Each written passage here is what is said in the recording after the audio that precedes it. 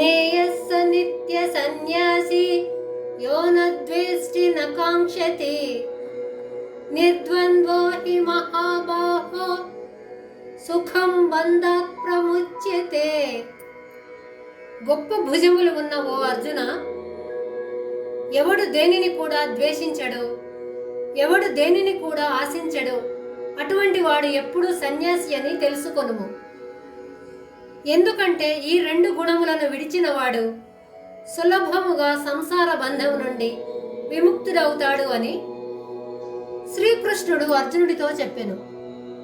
సన్యాసం అంటే రాగము ద్వేషములను, సుఖము దుఃఖములను వదిలిపెట్టడం, అంతేగాని అన్ని కర్మలను విడిచిపెట్టడం కాదని అర్థమవుతుంది.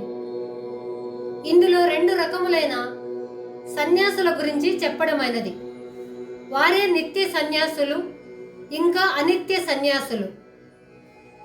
నిత్య సన్యాసులు రాగము ద్వేషము సుఖము దుఃఖములను వదిలిపెట్టి జీవిస్తూ ఉంటారు. అనిత్య సన్యాసులు సన్యాసి వేషము మాత్రమే వేసుకొని మనస్సులో రాగం ద్వేషం సుఖము దుఃఖములను కలిగి ఉంటాడు. అంటే హృదయాన్ని మార్చుకోకుండా బయటనున్న ఆకారం మాత్రం మార్చుకుంటాడు.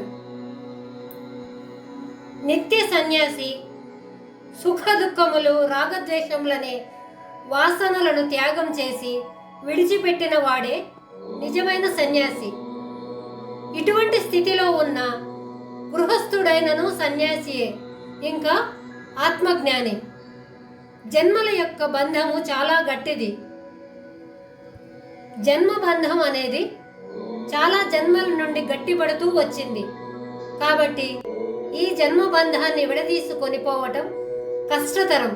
ఇంకా జన్మ ఎత్తటం, జన్మలలోనున్న కష్టాలను అనుభవించటం, వీటిని తప్పించుకొనుటకు సులభమైన మార్గం ప్రేమ కోపం వీటిని విడిచిపెట్టడమే గొప్ప ఉపాయము అని అర్థమవుతుంది.